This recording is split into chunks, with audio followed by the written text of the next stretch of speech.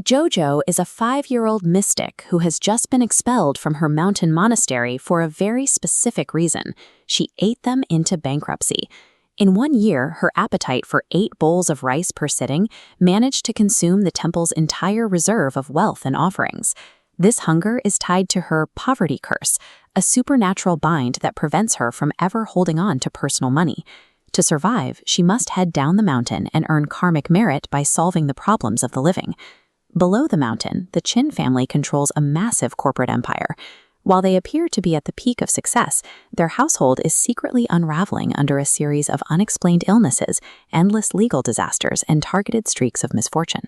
The paths of the mystic and the billionaires cross when JoJo saves the Chin matriarch from a lethal heart attack using a single medicinal pill. Seeing the child's poverty, the grateful grandmother decides to adopt her into a house full of highly cynical, ultra-wealthy men. The men of the Chin family view JoJo as a charitable project, a hungry orphan they can easily provide for. They don't yet realize that their newest family member is the only person capable of neutralizing the invisible threats currently bleeding their empire dry. The first to benefit is the CEO father.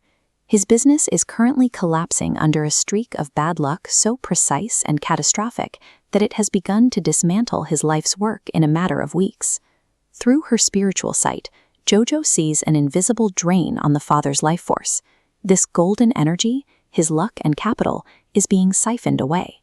The energy funnels directly to a shadowy idol commissioned by a corporate rival, growing more powerful as his luck hits zero. JoJo intervenes by crafting a protective talisman and a jade pendant designed to act as an energy sponge. The pendant doesn't just block the theft, it begins to absorb and neutralize the dark entity's influence. Within days, the father's corporate disasters stop. He doesn't need to understand the metaphysics to see the results. For the first time in months, his investments are safe, and the jade pendant JoJo gave him is the only thing he refuses to take off. JoJo next turns to the third brother, Sangae. He has been confined to a wheelchair since childhood, with a paralysis that has baffled the world's top neurologists for over a decade. JoJo identifies the culprit as Sha-Qi, or malignant energy. On an anatomical level, these jagged lines of dark energy are physically constricting his nerves, blocking the signals from reaching his legs. She traces the source to a cursed bracelet gifted by a jealous relative years ago. After exposing the relative's betrayal, JoJo begins a treatment using precision acupuncture and medicinal pills forged in her ancient cauldron.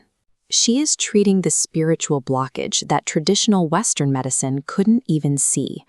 By the end of the first week, the brother reports a warm sensation in his feet for the first time in years. JoJo has effectively cleared a decade of trauma from his nervous system, doing more with a single needle than 10 years of physical therapy. The oldest brother, Dage, is a world-class scientist who only trusts what he can prove in a lab. He is haunted by his childhood as a test subject in a secret facility, a past he thought he had escaped. His former captor, Dr. Lee, reappears with a plan to assassinate him using a neurotoxin that leaves no trace in a standard autopsy. The doctor disguises the poison as a brightly colored piece of fruit candy, handing it to JoJo. JoJo doesn't hesitate. She swallows the poison as a casual snack. Because of the unique spiritual constitution that powers her massive appetite, the toxin that would have killed her brother is digested like ordinary sugar.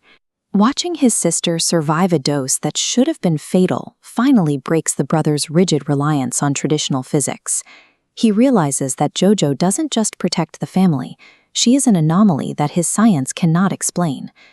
With the family's curses lifted and their enemies neutralized, the Kins become an untouchable global power. JoJo even begins a lucrative side business, selling her custom alchemy pills for millions of dollars to the city's elite. However, the poverty curse remains.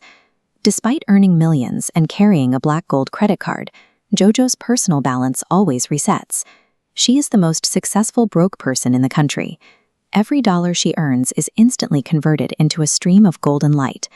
This energy travels back to her mountain temple, where it magically coats the dusty statues of her ancestors in pure gold. She is literally gilding her past with every cent. This creates a unique symbiosis. JoJo needs the Qing family's billions to satisfy her supernatural hunger, and the Qin family needs JoJo's mystic protection to keep their empire from collapsing under the next dark strike. The Qin dynasty didn't just adopt a child, they recruited a guardian. As JoJo sits down to her 21st bowl of rice, it's clear the billionaires aren't just supporting an orphan. They are fueling the only person capable of keeping their world from falling apart.